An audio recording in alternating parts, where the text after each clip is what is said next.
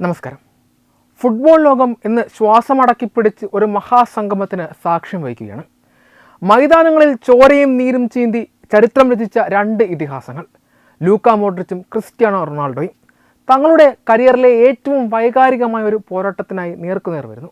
Real Madrid എന്ന Spanish വമ്പന്മാരുടെ സുവർണകാലത്ത് തോളോട് തോൾ ചേർന്ന് പോരാടി 6 വർഷത്തിനിടയിൽ 16ഓളം കിരീടങ്ങൾ ഒന്നിച്ച് നെഞ്ചിലേറ്റിയ രണ്ട് ആത്മാർത്ഥ സുഹൃത്തുക്കൾ ഇന്ന് പരസ്പരം പോരടിക്കുന്നത് കേവലം ഒരു ലോകകപ്പ് നോക്കൌട്ട് മത്സരത്തിനുമപ്പുറം അവരിൽ ഒരാളുടെ അന്താരാഷ്ട്ര കരിയറിൻ്റെ സമാപന ഗീതമായി മാറും എന്നതാണ് ഈ നിമിഷത്തെ ഇത്രമേൽ ഹൃദയഭേദകമാക്കുന്നത്.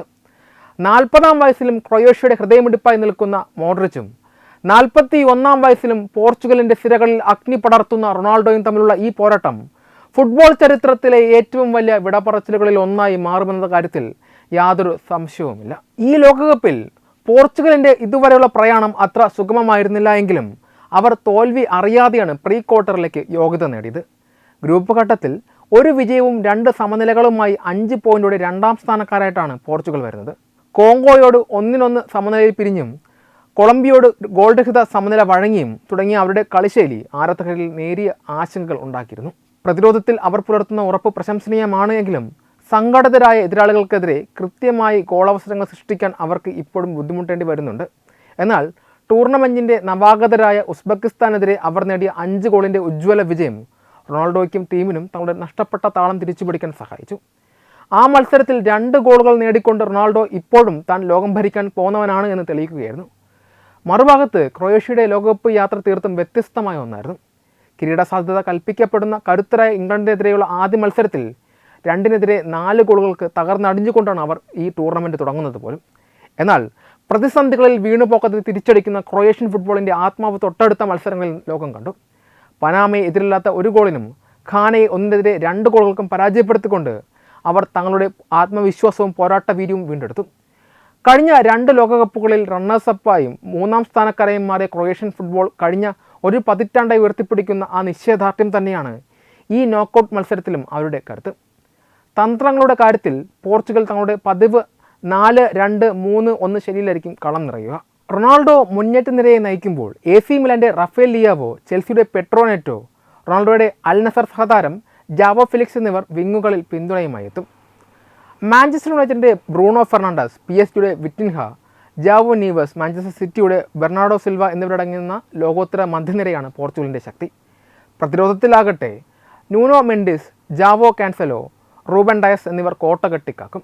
മധ്യനിരയിലെ 2 ഡിഫൻസീവ് മിഡ്ഫീൽഡർമാർ പ്രതിരോധത്തിന് മുന്നിൽ ഒരു കവചമായി നിൽക്കുകയും ഒരാൾ മുന്നേറുമ്പോൾ മറ്റേയാൾ കൗണ്ടർ അറ്റാക്കുകളെ തടയാൻ പിന്നിലേക്ക് നിലയുറപ്പിക്കുകയും ചെയ്യുന്ന ശൈലി പോർച്ചുഗലിന് വലിയ സുരക്ഷിതത്വം നൽകുന്നുണ്ട്. എന്നാൽ ക്രൊയേഷ്യ ഈ പോർച്ചുഗീസ് പടയെ നേരിടാൻ 3-4-2-1 എന്ന തന്ത്രപരമായ ഫോർമേഷൻ സ്വീകരിക്കാനാണ് സാധ്യത. കളിക്കാരുടെ എണ്ണം കൊണ്ട് മധ്യനിരയെ പൂർണ്ണമായി നിയന്ത്രിക്കാനും പന്ത് കൈവശം വെച്ച് കളി നിയന്ത്രിക്കാനും ഈ ശൈലി അവരെ സഹായിക്കും. ലൂക്ക മോഡ്രിച്ച് എന്ന ക്യാപ്റ്റൻ തന്നെയാണ് ഈ ടീമിൻ്റെ ജീവനും ശ്വാസവും. Ivan Perisic, Petar Sucic, Josko Gvardiol, Josip Stanisic എന്നിവർ മോഡ്രിച്ചിന് ചുറ്റും കവചമായി നിൽക്കും. പ്രതിരോധത്തിൽ ഗോർഡിയാൾ ഇടതുവശം കാക്കുമ്പോൾ തന്നെ മുന്നേറ്റത്തിലേക്ക് പന്തുമായി കയറാനുള്ള സ്വാതന്ത്ര്യവും ഈ ശൈലി നൽകുന്നുണ്ട്. എങ്കിലും ശക്തരായ പോർച്ചുഗലിനെതിരെ മധ്യനിരയിലെയും പ്രതിരോധത്തിലെയും കളി മാത്രം പോരാതെ വരും. കൃത്യമായ പാസുകളിലൂടെ ഫൈനൽ തേർഡിൽ മുന്നേറ്റങ്ങൾ ഉണ്ടാക്കിയാൽ മാത്രമേ ക്രൊയേഷ്യയ്ക്ക് ഗോളുകൾ സ്വന്തമാക്കാൻ സാധിക്കുകയുള്ളൂ. ഗ്രൂപ്പ് ഘട്ടത്തിൽ 5 ഗോളുകൾ അടിക്കുകയും അത്ര തന്നെ വഴങ്ങുകയും ചെയ്ത ക്രൊയേഷ്യയുടെ ഗോൾ വ്യത്യാസം 0. പോർച്ചുഗലാകട്ടെ വെറും 1 ഗോൾ മാത്രമാണ് ഇതുവരെ വഴങ്ങിയിട്ടുള്ളത്. എങ്കിലും നോക്കൌട്ട് മത്സരങ്ങളുടെ സമ്മർദ്ദങ്ങളെ അതിജീവിച്ച് വിജയം നേടുന്നതിൽ ക്രൊയേഷ്യയ്ക്കുള്ള പാരമ്പര്യം ഈ കണക്കുകളെയെല്ലാം അപ്രസക്തമാക്കാൻ പോകുന്നതാണ്. പേപ്പറിൽ നോക്കുമ്പോൾ പോർച്ചുഗലിന് മികച്ച താരനിരയും വലിയ സ്ക്വാഡ് ഡെപ്തും ഉണ്ടെങ്കിലും നോക്കൌട്ടുകളിൽ കളിച്ച് തെളിഞ്ഞ വലിയ അനുഭവ സമ്പത്ത് ക്രൊയേഷ്യയ്ക്കുണ്ട്. ഇരു ടീമുകളും തങ്ങളുടെ സർവ്വശക്തിയും പുറത്തെടുക്കാൻ പോകുന്ന ഈ മത്സരം ലോകകപ്പ് ചരിത്രത്തിലെ മറ്റൊരു ഇതിഹാസ പോരാട്ടമായി മാറുമെന്ന കാര്യത്തിൽ സംശയമില്ല. ഒരുപക്ഷെ അധിക സമയത്തിലേക്ക് പെനാൽറ്റി ഷൂട്ടുകളിലേക്ക് നീളുന്ന ഈ നിമിഷങ്ങളിൽ ആര് ജയിച്ചാലും ഫുട്ബോൾ ലോകത്തിൻ്റെ കൺകോണുകളിൽ ഒരു തുള്ളി കണ്ണീരുണ്ടാകും. കാരണം കളി അവസാനിക്കുമ്പോൾ ഒരു ഇതിഹാസം നിറഞ്ഞ കണ്ണുകളോടെ ലോകവേദിയിൽ നിന്ന് പടിയിറങ്ങുകയാണ്. മറ്റൊരു നോക്കൌട്ട് മത്സരത്തിലേക്ക് കടക്കുകയാണെങ്കിൽ ഓസ്ട്രിയയെ നേരിടാൻ ഒരുങ്ങുന്ന സ്പെയിൻ ക്യാമ്പിൽ നിന്ന് ആവേശകരമായ വാർത്തകളാണ് പുറത്തു വരുന്നത്. സൂപ്പർ താരം ലെമീൻ യമാൽ, വിക്ടർ മുഞ്ഞോസ് എന്നിവരെല്ലാം പൂർണ്ണ കായികക്ഷമത വീണ്ടെടുത്ത് സെലക്ഷൻ ലഭ്യമാണെന്ന് സ്പെയിൻ കോച്ച് വാർത്താസമ്മേളനത്തിൽ സ്ഥിരീകരിച്ചു. ടൂർണമെൻറ്റിലെ തങ്ങളുടെ തുടക്കത്തിലെ മന്ദഗതിയിലുള്ള പ്രകടനത്തിന് ശേഷം വരാനിരിക്കുന്ന മത്സരത്തിൽ ടീം മികച്ച മുന്നേറ്റം നടത്തുമെന്നും അദ്ദേഹം പ്രത്യാശ പ്രകടിപ്പിച്ചു. ഗ്രൂപ്പ് ഘട്ടത്തിൽ കേപ്പ് വെർദിയോട് സമനില വഴങ്ങുകയും ഉറുഗ്വേയോട് കഷ്ടിച്ച് ഒരു ഗോളിന് മാത്രം വിജയിക്കുകയും ചെയ്ത സ്പെയിനിൻ്റെ പ്രകടനം ആരാധകരിൽ വലിയ നിരാശ ഉണ്ടാക്കിയിരുന്നു.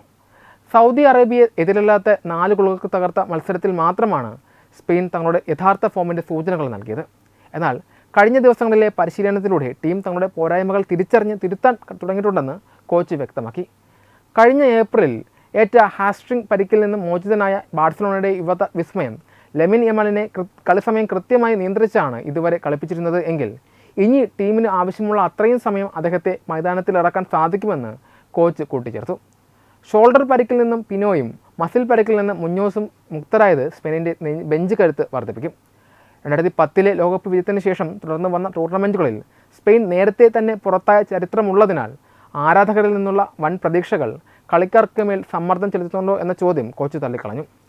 തങ്ങളിൽ നിന്ന് കൂടുതൽ പ്രതീക്ഷിക്കുന്നതിനെ താൻ ഇഷ്ടപ്പെടുന്നുവെന്നും ആ പ്രതീക്ഷകൾക്ക് അനുസൃതമായി കളിക്കുകയാണ് ടീമിൻ്റെ ലക്ഷ്യമെന്നും അദ്ദേഹം പറഞ്ഞു.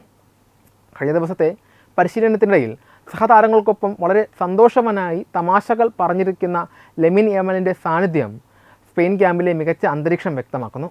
മത്സരത്തിനുള്ള ആദ്യ 11 താൻ ഇതിനകം തിരഞ്ഞെടുത്തു കഴിഞ്ഞുവെന്നും എന്നാൽ അത് ഇപ്പോൾ പുറത്തുവിടാൻ കഴിയില്ലെന്നും വ്യക്തമാക്കിക്കൊണ്ടാണ് കോച്ച് വാർത്താ സമ്മേളനം അവസാനിപ്പിച്ചത്. വെബ് ഡെസ്ക് തത്വമൈ ന്യൂസ്.